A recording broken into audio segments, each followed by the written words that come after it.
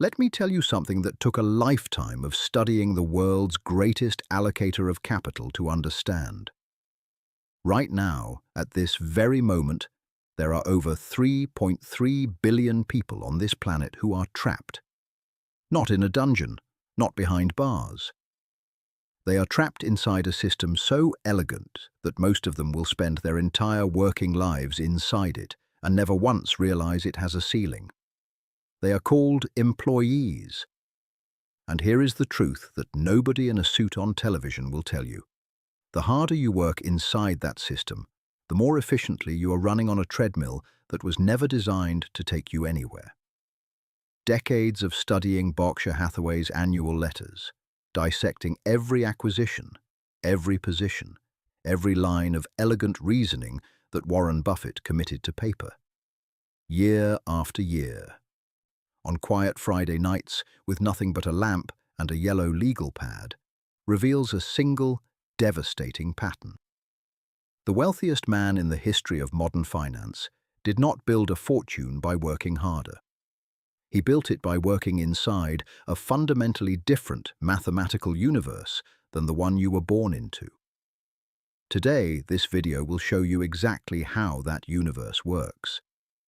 And more importantly, it will show you, step by step, how to leave the one you are in. If you have ever felt that quiet, grinding suspicion that no matter how many extra hours you log, no matter how many raises you fight for, the finish line keeps moving. You are not paranoid. You are correct. And this video is for you. Stay with me. Because by the end of this, you will not look at your paycheck the same way again. You came here because something is not adding up. You are not lazy. You show up. You grind. You have probably sacrificed weekends, skipped vacations, told yourself just a little longer. And yet the bank account does not reflect the effort. The retirement fund looks anemic. The debt does not seem to shrink. And every year, somehow, it feels like you are running harder to stand still. You have read the motivational threads. You have sat through the 10 Habits of Millionaires listicles. And if you are being honest, most of it felt like being handed a paper map and told to drive to a city that doesn't exist. This is not that. What follows is not a collection of feel-good platitudes or abstract theories dressed up as wisdom. It is not a get-rich-quick scheme, because those do not exist. And anyone selling you one is simply extracting your money more efficiently than your employer is. What this is a step-by-step, unglamorous, field-tested blueprint for dismantling the economic architecture that is keeping you small. It is built on the same foundational principles that researchers, after half a century of analysis of the Berkshire model, have confirmed work. The blueprint requires no inheritance, no Ivy League degree, no lucky break. It requires only the one thing that is completely within your control: the decision to stop operating inside a system designed to make someone else wealthy and to start building your own. Let us begin. Before the blueprint, there is something that must be addressed directly. Because right now, many of you are looking at your situation and cataloging your disadvantages. You are thinking, I don't have enough capital to invest. I have debt. I cannot afford to take risks. Every single one of those perceived weaknesses is, when viewed through the correct lens, a structural advantage that the wealthy, the already rich, do not have.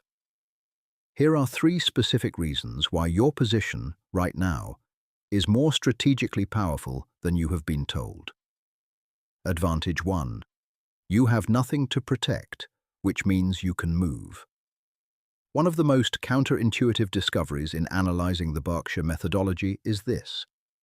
The single greatest enemy of wealth creation at the apex level is not poverty. It is preservation anxiety. The ultra-wealthy are almost entirely preoccupied with not losing what they have. Their lawyers, their accountants, their advisors, entire armies of professionals are devoted to defending a position. Their optionality is constrained by their assets, You, on the other hand, have nothing to lose in the way that they do.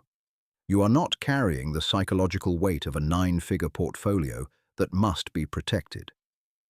This means you can take the kinds of foundational, disciplined, long-duration positions that the Buffett doctrine recommends, and you can hold them with the patience of someone who has no alternative. That patience, as the research into Berkshire's model consistently reveals, is where the compounding magic is. The wealthy cannot easily buy a cheap index fund and forget it for 30 years. They are too busy managing complexity. You can, and that simplicity is a weapon. Advantage 2. You are operating with a clean slate, which the Berkshire model was built on. Warren Buffett started his first investment partnership in 1956 with $105,100 in capital, $100 of which was his own.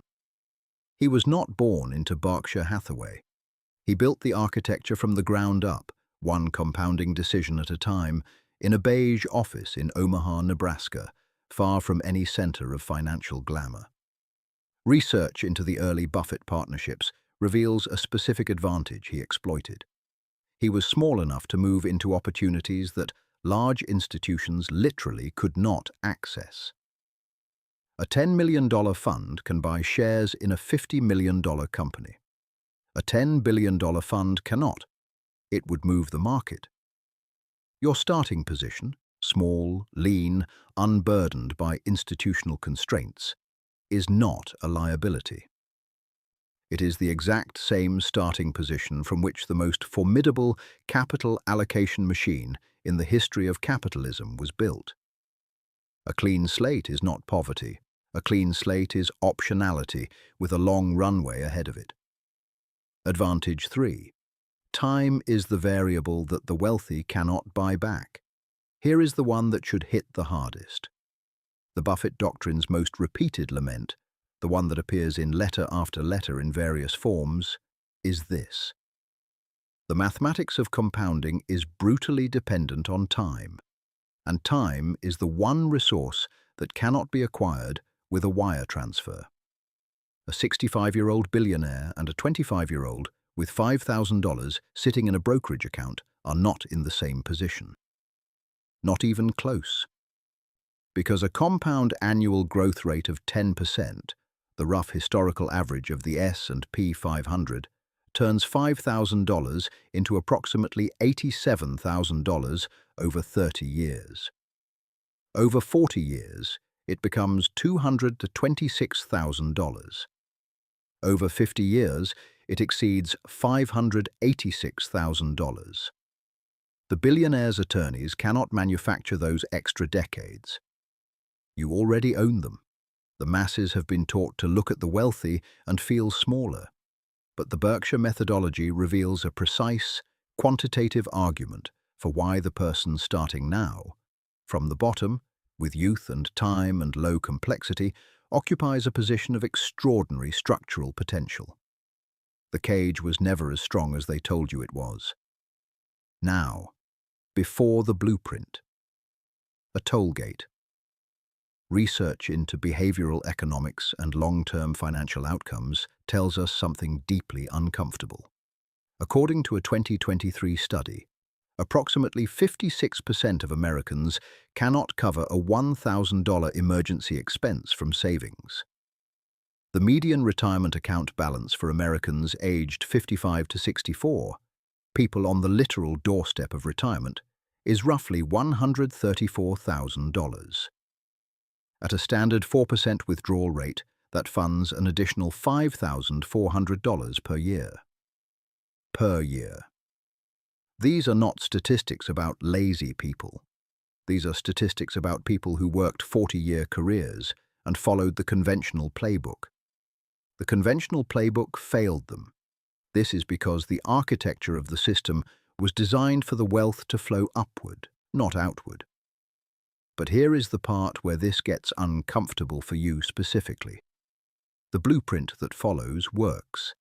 It has been verified through 50 years of Berkshire's model, through decades of behavioral finance research. It works for the people who do exactly what it says, in the exact sequence it prescribes. And 99% of the people watching this will not do that. They will blame the economy. They will blame inflation. They will blame the political party they voted against, their industry, their zip code, their upbringing. And all of those things are real. All of them created real friction. And none of them, not a single one, is the reason the plan will not be executed.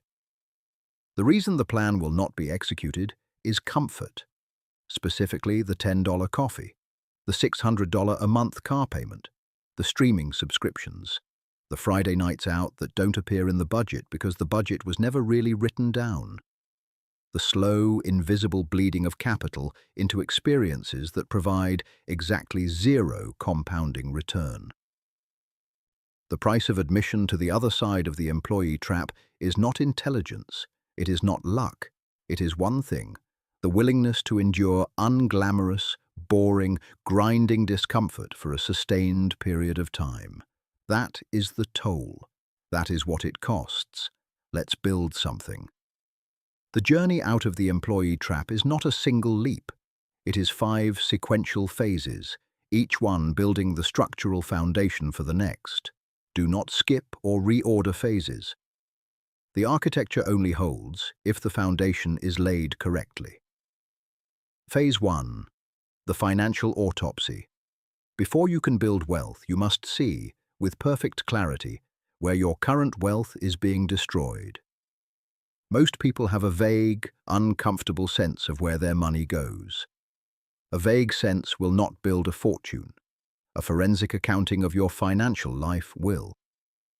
In the first 60 days, the only task is documentation. Pull every bank statement from the last 6 months, every credit card statement, every subscription, every recurring charge, every cash withdrawal. Print them out if you have to. Lay them on a kitchen table under a bright light and look at them the way a coroner looks at evidence. Categorize every single expenditure into 2 columns. Column A: needs, shelter, food, utilities, transportation to work, minimum debt payments. Column B: everything else. You will likely discover that column B is significantly larger than you believed it was. This is almost universal. Research into personal expenditure consistently finds that individuals underestimate their discretionary spending by 20 to 40%.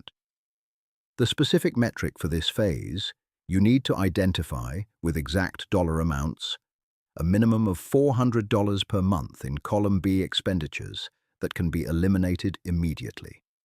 Not reduced. Eliminated. Cut the streaming services you cycle through. Cut the gym membership you use 8 times a year. Cut the food delivery apps, cook rice, lentils, and eggs. They are unglamorous, they are nutritionally complete, and they compound your savings at 0 caloric cost to the mission. The psychological shift at the end of phase 1 is significant. You will stop feeling vaguely guilty about money and start feeling something far more useful. You will feel informed. The employee trap runs, in part, on financial fog. The moment you have a clear, documented picture of every dollar, the fog lifts and the cage becomes visible. And a visible cage can be dismantled. Phase 2. The fortress. Build an emergency reserve of exactly $5,000 before investing a single dollar anywhere. The Buffett doctrine's margin of safety is a concept applied to investments. But before it applies to investments, it must apply to your personal financial architecture.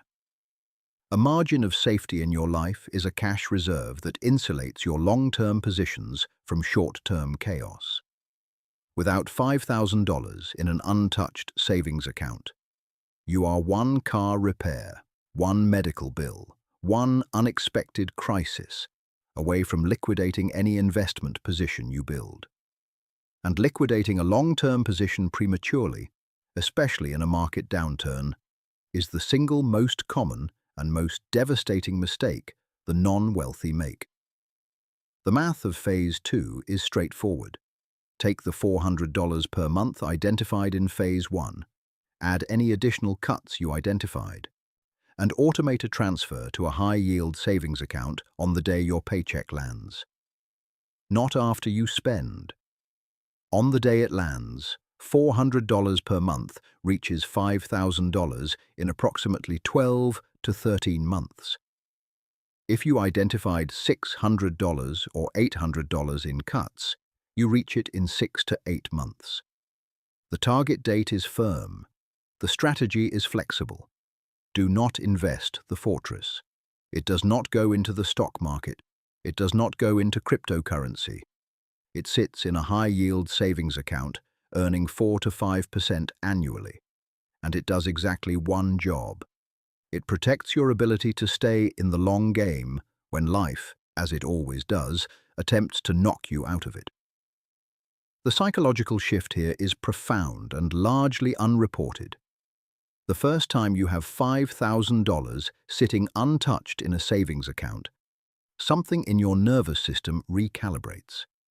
The low-grade, chronic financial anxiety that most working adults carry, often without even consciously recognizing it, begins to subside.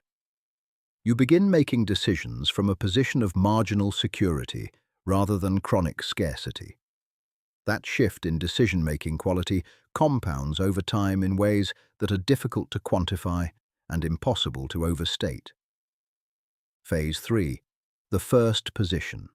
Open a low-cost brokerage account and invest a minimum of $200 per month into a single, broad-market index fund. This is where the architecture begins in earnest, and this is also where the advice departs most sharply from the financial entertainment complex, which will try to sell you individual stock picks, cryptocurrency plays, and complex option strategies. Ignore all of it. Research into the Berkshire Hathaway model reveals something that Buffett himself has stated clearly and repeatedly. For the vast majority of investors, the optimal strategy is a low-cost S&P 500 index fund, held for the longest possible period. The total expense ratio on a Vanguard or Fidelity index fund is approximately 0.03% per year. That is essentially free. Set up an automatic monthly investment of $200, or more if Phase 1 and Phase 2 freed up additional capital. Direct it to a total market or S&P 500 index fund. Then do not touch it. Do not check it daily. Do not panic when the market drops 20%. And it will drop 20% at some point, because it always has and always will. That volatility is not a threat to you. It is the price of admission to the compounding engine.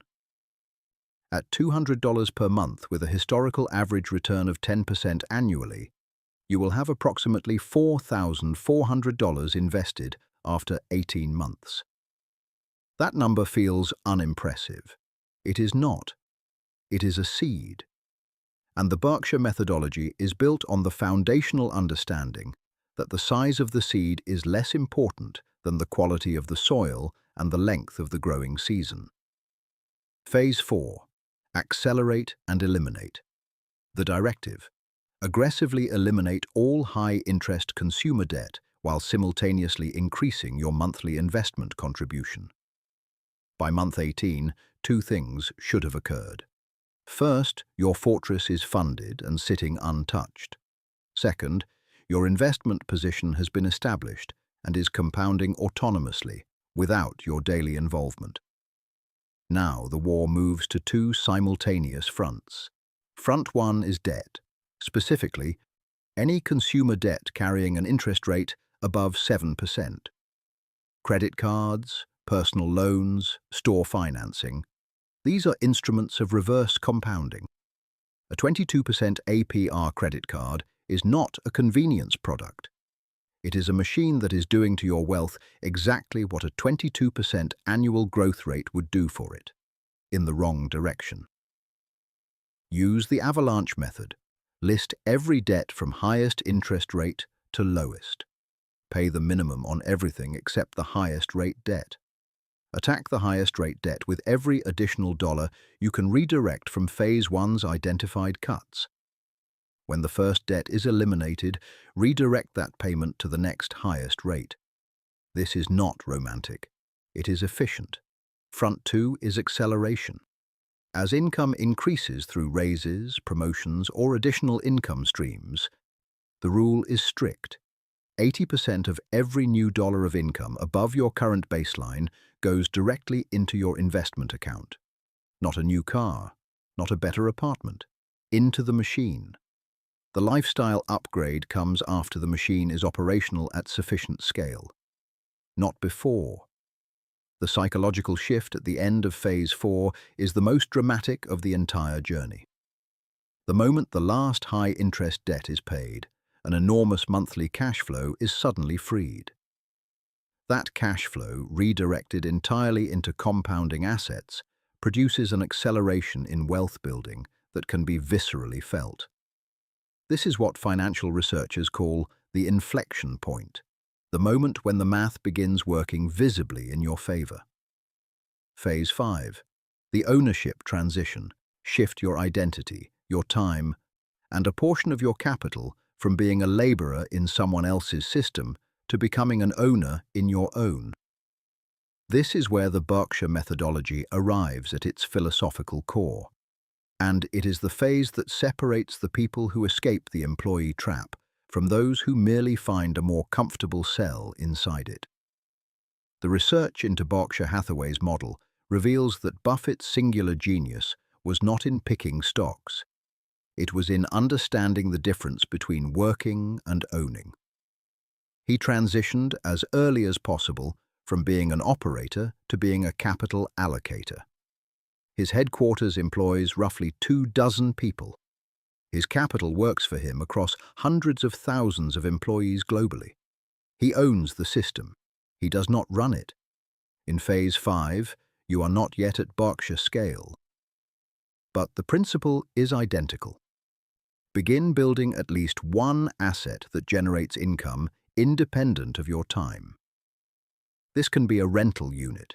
It can be a digital product, a course, a template, a tool, built once and sold repeatedly at zero marginal cost. It can be a small content platform that monetizes through advertising. It can be a side business structured as a sole proprietorship with genuine recurring revenue.